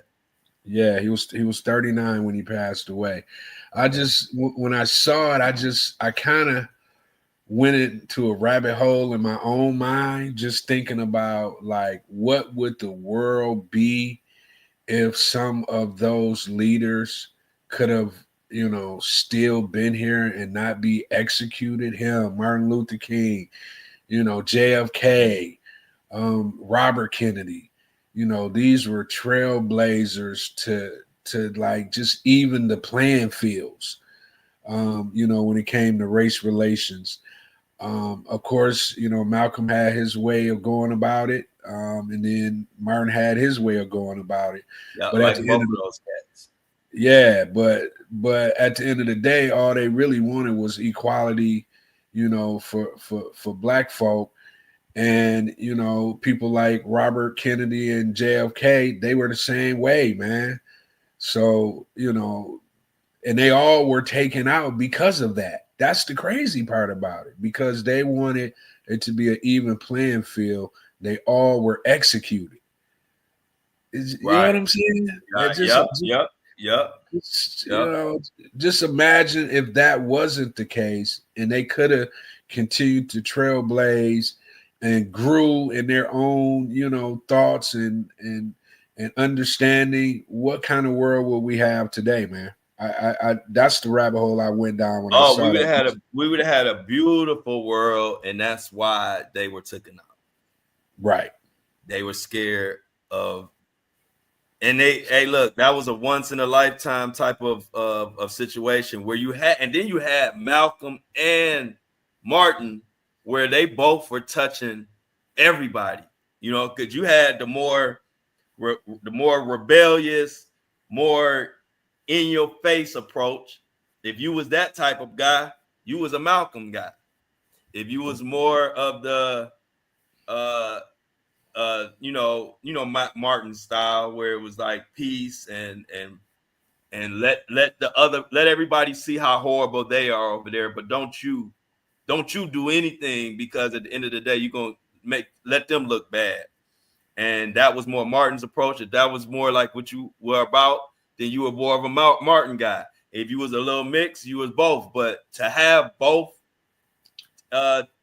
personality types covered, and they both looking for the same thing, and both were intelligent, and both had movements that were growing and growing, man, they didn't want that at all. They didn't want that at all. Yeah. And it's just amazing how execution was a thing back then, Mm-hmm. and we got a glimpse of it with Trump, when that happened to Trump. But back then, that was a thing. If you were changing the minds of the people, they felt threatened enough to execute you. Yep. When they saw you had the power and you had a movement, they just got rid of you. It was just even like a moment. It was even a moment when James Brown, when he first was on the rise, and he was on the "I'm Black and I'm Proud," empowered to the people, and all of that. And then when it got to the point where they saw that James Brown had more power than the politicians, that's when they told him, you need to calm down. Even James Brown kind of talked about it in like a roundabout way, where he basically got sent a message to calm down, or he'll be up out of here. And if you remember, there was an era, and this is kind of almost before my era, but I was like really, really tiny, or even I heard stories or saw press clippings. But you remember, it was a time period where they went to destroy James Brown's name. If you remember. And that was all a part of once they realized that the people, and when I say the people, when you got blacks, whites, Latinos, and everybody behind you, that's when they scared. See, when you just got all one race, or let's say you got all the blacks behind you, they ain't scared of that. You know, it's once you get everybody and your crowd is anybody, it's black, it's white, it's women, it's men, it's this and that. When that grows, that's when they get worried, and that's when you got to be careful. And that's what James Brown did. You know what saved James Brown? Go ahead. You know what saved him? What? Because I'm not in that era, but I remember that era. Mm-hmm. He ended up having a relationship with Ronald Reagan. Okay, I didn't know that. And James, to the point where James Brown visited the White House with Ronald Reagan, and they did a photo op and everything. And after that is when James Brown pretty much was able to kind of get back to living his normal life. Not normal because he was James Brown. I know what you're saying, but you know what I'm saying? Normal to the point where the higher ups or the ones who can, in your career backed away because, he was down with, one of the most liked presidents in, U.S. history, so to speak. Yep. So that's good. Well, hey, look, that's good news to me. I mean, that's news to me because I knew somehow he got some type of protection. I never knew exactly how it happened because like you said, that wasn't my era. I was kind of getting press clippings and information secondhand, but it definitely makes sense. He was like, man, Ronald Reagan took him under his wing a little bit, and that gave him the protection he needed. Yep. Especially at that time. Because Reagan was the man. Whether he was the man. He was the man. I don't care if he was a Republican or a Democrat. Reagan was the man. Yeah, man. Little sad news, man. We you want to talk about the billionaires, the billionaire list? Go ahead. Yeah. I saw that list, but I didn't get to really dive into it. Let's talk about it. Yeah, let me just kind of go through it with chat. Let you the black billionaires. Okay. All right. We got now some of these people have, names that I may mispronounce, but I'm gonna try to get as close as I possibly can. Michael Lee Chin, and you guys can look these people up if you want to. 1.2 billion. LeBron James, 1.2 billion. Muhammad Ibrahim, 1.3 billion. Tiger Woods, 1.3 billion.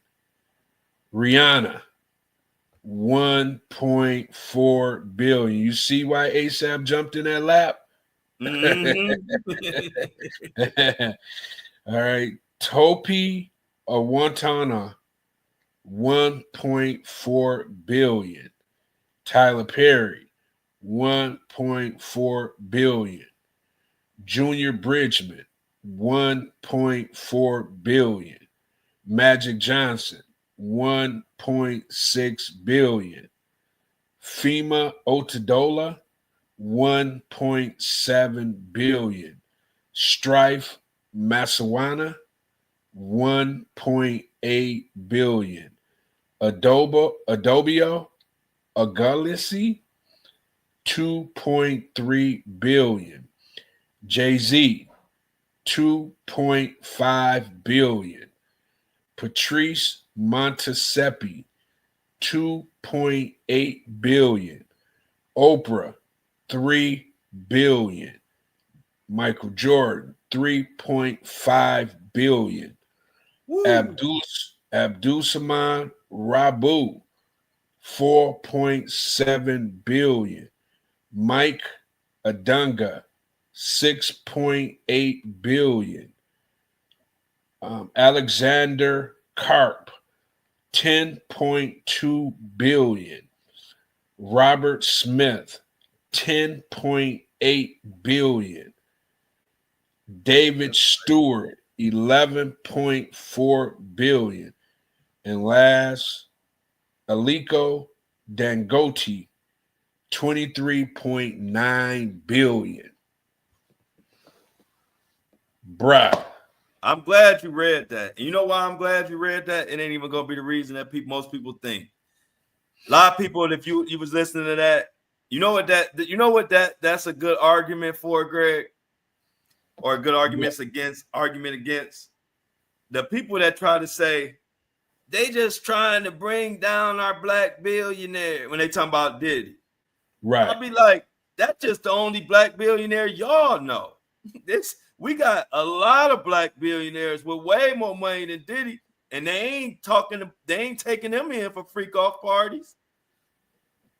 Good point. So I'm glad you brought that up. And that's what I want people to realize. Let's stop with that. Let's not give people the excuse to just be terrible, man. Because it ain't that. Ain't nobody just coming for our black billionaires. If they're gonna come for Robert Smith. He got 12 billion. How many billion he got, Greg? He got 10.8. He got 10.8 billion. Why they ain't coming for him? Talking about he had freak off parties. What was the one after him, before him, Greg? What was the next person?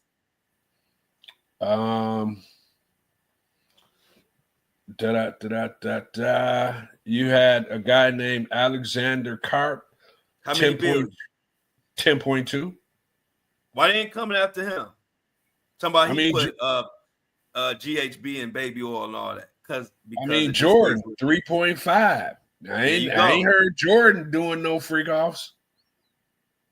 They ain't trying to bring Jordan down, quote unquote.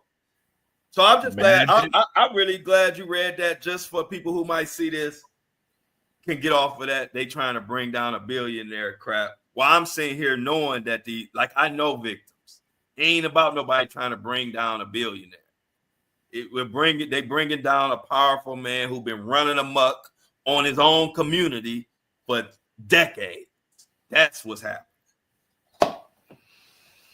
But I'm glad you brought that list. I saw the list and I like skimmed it and saw like Jordan and Jay-Z, but I'm glad you went through and all of the list and just to show how many black billionaires out there.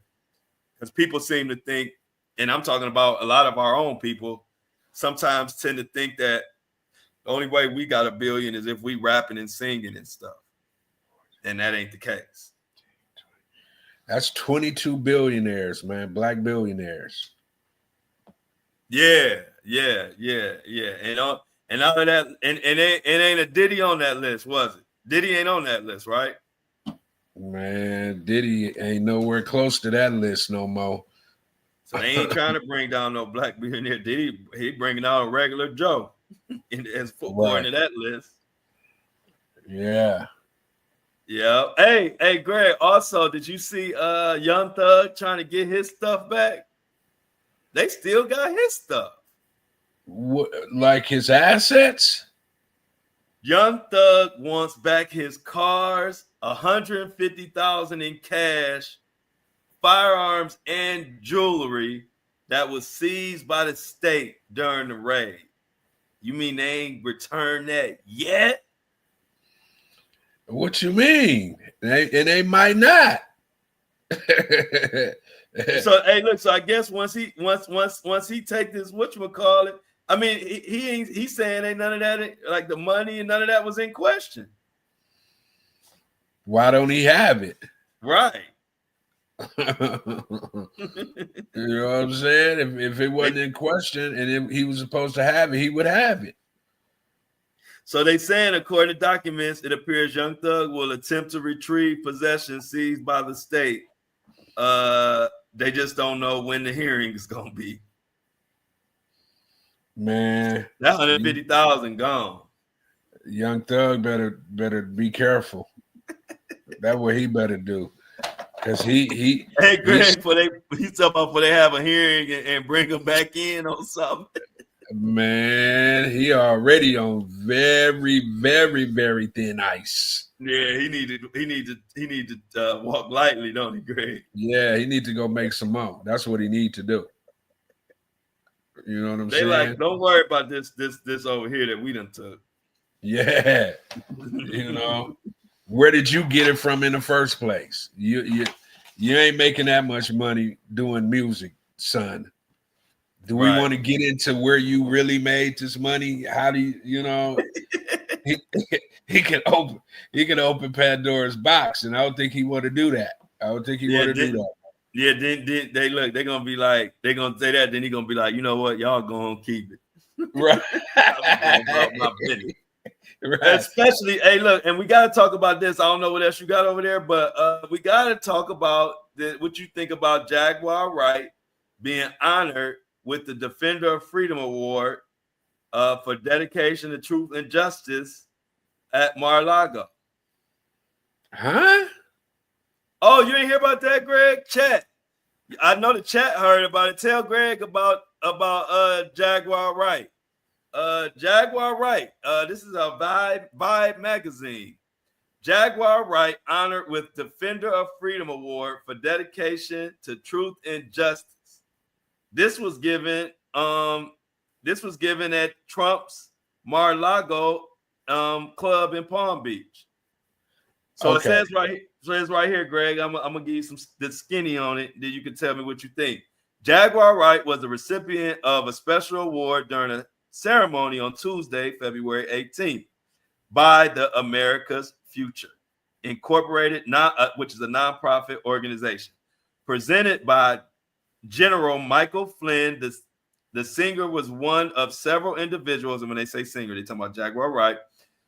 They were one of the individuals that were honored at the event, which was held at President Donald Trump's Mar-a-Lago club in Palm Beach, Florida. Jaguar Wright, a voice of truth and courage, began the post shared across America's Future social media platforms. And it says, and I quote, "Tonight, Jaguar Wright was honored with the Defender of Freedom Award presented by General Michael Flynn in recognition of her fearless dedication to truth and justice. As a bold and unapologetic voice in the fight for transparency and accountability, Jaguar continues to shine a light where others fear to tread." Thoughts, Greg? Well, what that tells me is that Diddy ain't getting no pardon from Trump. I'm glad you said that, because that's what I was wondering if you was going to say the same thing I was thinking. All right, well, there go. Hey, look, Diddy's pardon just went down the proverbial toilet. Right. That's crazy what you just said, bro. You know I had to hit you with one, Greg. And then the general, what's his name? Huh? Michael Flynn.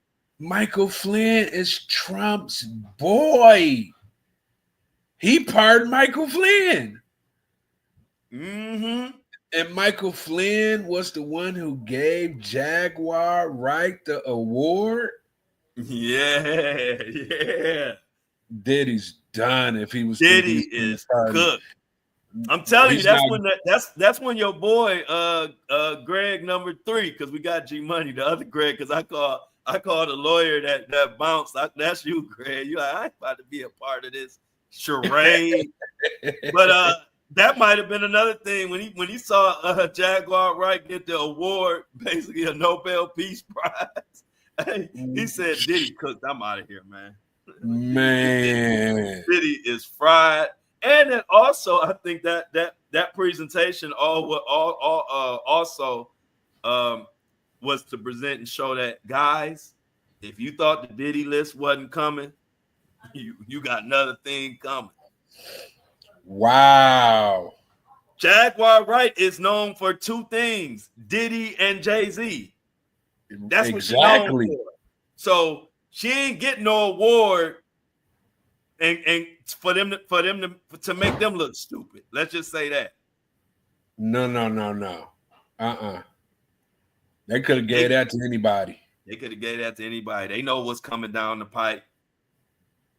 Wow, bro. You just messed me up with that one, bro. Wow. Jaguar Wright getting awards from Trump's boy in Mar-a-Lago? And they holding it up. Look great. Wow. Jaguar, y'all. That photo right there should have Diddy shaking in his boots. Yes. Yes. Yes. Yeah, that's crazy right there. Sum up. Sum up. That's all I'm gonna say. They gave her an award for some reason. It's gonna be whether it's list, some because they ain't gonna let it blow up in their face. So it's something coming down the pipe. I'm telling you. Watch. Let's just like we say, let's let everything, let the chips fall, y'all, and watch and see what comes in the future of this. You got Kash Patel, leader of the FBI, about to bring the Epstein list and Diddy list. That's all he been talking about. He ain't even been talking about nothing else for real as far as the FBI. All Kash been talking about is the Epstein and Diddy list. So them things is coming. Them things coming. And if I was to guess, I don't know. For some reason, I see him coming after the Enterprise letter and all that. But now that they done sworn him in, like he done made it, I don't know how long. Oh, I'm gonna ask you, Greg. So he won the vote. When does he take action? When is he officially in position to do stuff? Like when does that happen? I guess that's what I need to know before I speak. Well, he's been confirmed, so he's the FBI director. He's so he in right now. Yeah, he's him right now. Okay. Also, well, I ain't gonna say then. I don't know when the list might come sooner. It might come before the Enterprise letter. Then, if he already in position, so we'll see. He moving around right now as we speak. Okay. Getting in his office. He's already been confirmed. They've already took the votes. You know what I'm saying? So he's the FBI director. There's nothing else that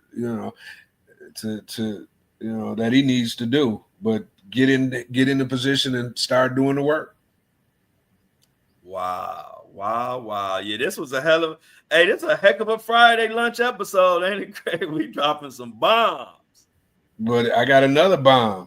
Go ahead. I know you did. What's up? What's up with TD Jakes? Oh, I'm glad you brought that up. I forgot about Mr. Power Bottom. Yeah, he trying to deny. I forgot about Mr. Swallow. He got the sexual assault allegations. He's trying to deny them. But the brothers, he's saying that whoever these two guys are, I guess they brothers. He's saying that they running a $6 million extortion plot against him. So TD Jakes over there in all kind of hot water as well. Wow. Yeah. So do you got any They didn't break information it down on what's going on? Oh, they didn't break it down? No, he's denying. So these two brothers, I guess they filed sexual assault allegations against him. And I'm assuming they asking for $6 million. And he trying to wiggle his way up out of that in public opinion. But I think people kind of, unfortunately for TD Jakes, I think they didn't coupled him with Diddy. And he can't get away from it now. Yep. Because one thing people said that make a lot of sense is whether you believe or don't believe whatever TD's saying or whatever, he had no business there at a Diddy party in any kind of way. Not as a pastor or a bishop or whatever. You got no place at a Diddy party. None. So if you're dealing with Diddy, it's supposed to be one-on-one, and it has to be spiritual. You can't have no fun. Exactly. Yeah, exactly. That's a good way to put it, Greg. You can't be having no fun with the diddler. And No. we all know, just like TD Jakes have to know what diddler doing.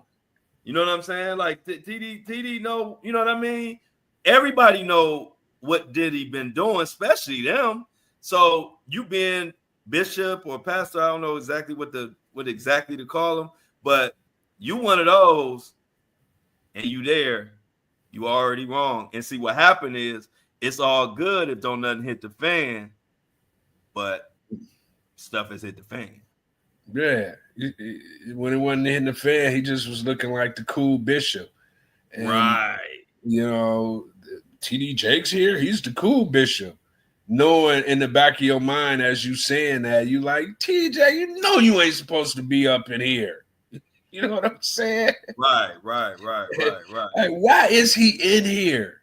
Like, if I was at a Diddy party and I seen TD Jakes, I would be, in my mind, I would be like, why are you in here? You know what's going on up in here. Right. So, yeah, they trying to get in them pockets, man. They trying to sully TD Jakes. Well, TD Jakes' name. You remember when he had the fake heart attack on stage not too long ago? I wish we had the live show going on when that was going on. Cover that. Man, that was the worst acting job in acting history, bro. TD Jakes, man. Hey y'all, how much this is a question off subject of how much are cap and gowns? Oh, yo, you talking, man, my son's 27, 28. It's been so long. They expensive. I put it to you like that. That's why I'm trying to get that's why I'm asking. My son taking too long to tell me. So I want how much these things be costing? You probably in that 200 range, somewhere around there. I'm gonna say that because I think that's what the cost was for my sons. It might be a whole different ball game now. Well, I'm gonna send him 200. My son be working, so if right. there's anything over that, he got it. But no, I'll send him 200. I think 200 you'd be good. All right, I'm gonna send him 200 for the cap and gown. I needed that. Hey, look, my son so much like me. He'll never make you feel like he using you for money, because I hit him up on Friday last week and asked him what money did he need for graduation and all this type of stuff. And then he said all he knows is cap and gown, and he gonna find out what else. So he said he'll find out on Monday. And he asked his counselor. Monday come, he don't call me. He don't say nothing. Tuesday, Wednesday, Thursday, Friday. I had to hit him up. I say, man, Monday came and gone. What's up with the cap and gown? He's like, oh, shoot, my bad. I'm in class. Right after class, I'm going to ask the counselor. So he said it's the cap and gown and all that. And so he going to give me the price and all that. But I just kind of want to know what it costs. But that's my son in a nutshell. Like, you can be giving him some money and he ain't going to bother. Like, if it was me and somebody when I was his age, my dad or anybody supposed to give me some money Monday, I don't care what it's for. I'm hitting you up 8:30 a.m. Hey, send me that money. Right. my son, you got to call him about giving him money. But so cap and gown, $200. I'm glad y'all told me that. I'm gonna send that to him and be done. Yeah, you should be good, man. Bro, you hear Cybertrucks are being discontinued? Did you hear that? No. And I wanted one back in the day before everything got spooky. Wow, for real? That's crazy. They're discontinued, man. No more Cybertrucks. And when I seen it, and when I seen it, somebody was bringing one back. They paid like $125 for it. And they were trying to give them like 60, 70,000 for it. Oh, so, wow. Yeah, the return on them, I mean, on most cars is crazy, but you would think that had a little value you would think it would have value, but being that they're discontinuing it, you know, they lowballing people and they trying to bring them back. People literally are trying to bring the trucks back for a number of reasons, they say, you know. But the main reason is, you know, they basically are being discontinued, so they're trying to get rid of them. Wow. So no more Cybertruck. No more Cybertrucks. They mad at Elon too. I was about to say, because people, I mean, they made such a big deal about them. You didn't think it was gonna come and be discontinued. Yeah. Do you know how much that affect your value of the car once it's discontinued? Yeah. Oh, I'm glad. See, I always know one thing about Flow. I always know when to get in and when to get out. I got that top of the line Tesla when it came out, the Tesla S, one of the first people in America with it. I got a chance to enjoy the Tesla, and I took road trips in it, all type of stuff. I got to enjoy having the electric car. It was super fast.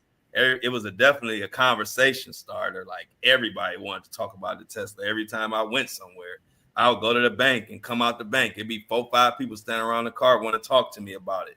So I got my enjoyment out of the Tesla, and I wanted a Cybertruck.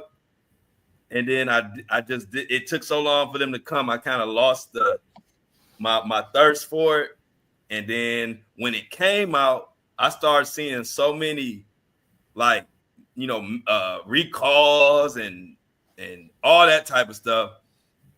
And I didn't, you know, I lost my desire to get one, and I'm so glad, because look at now, I would have been pissed. Yeah. Man, I had to just block somebody, man. Who is Sylvia Jeffries? Man, I told y'all we're gonna start getting whatchamacallits. She was in here wilding. Man, y'all better get y'all. Hey, look, I see I'm a veteran at have emotion online. Y'all better get used to that. Ain't nothing. We just getting started, Greg. You gonna have about 30, 40, 50 of them. Every time we come on.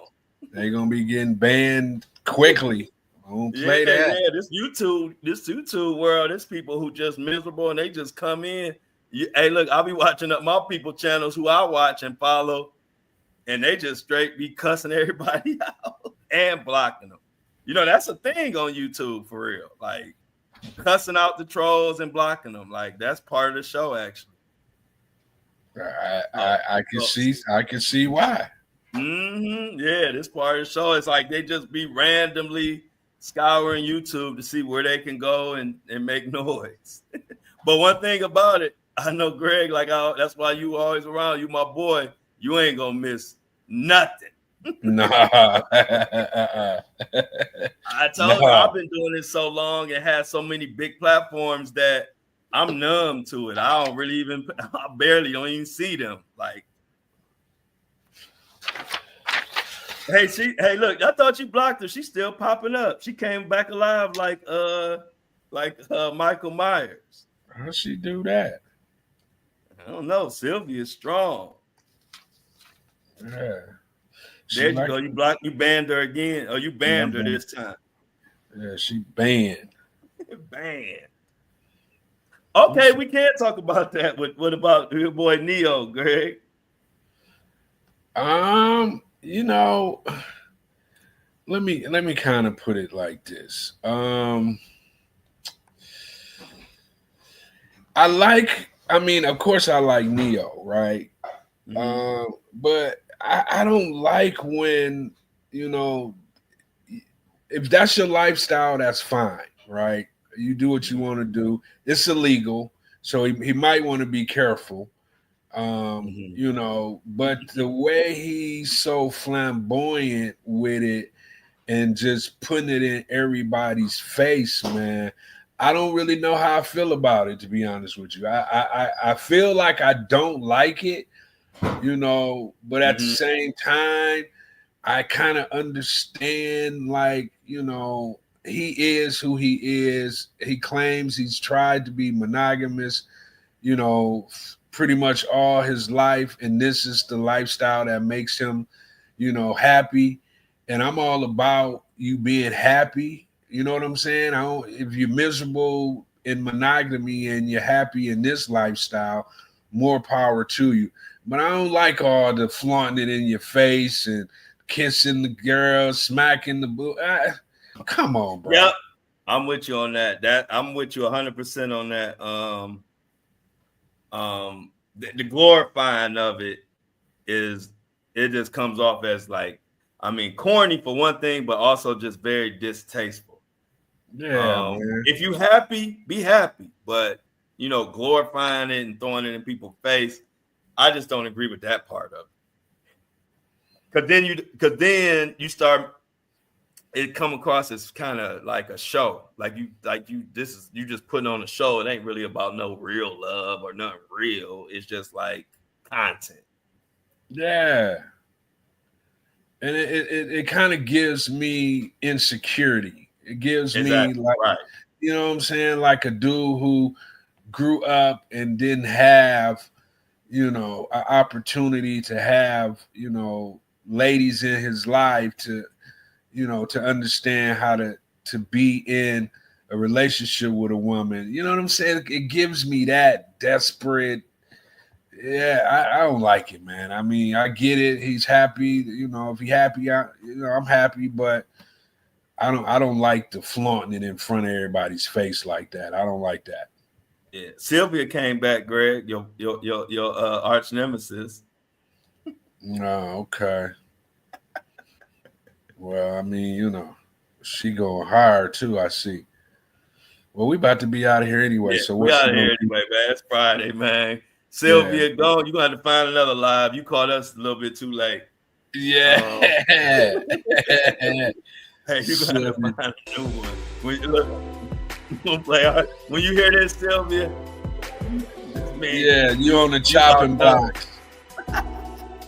You're on the chopping blocks. But stop being a hater, Sylvia. Stop being a hater. You know what I'm saying? Jennifer said you keep changing her name. Oh man, lunchtime with Flo and Greg is we coming to the end. I hated everybody enjoy their weekend.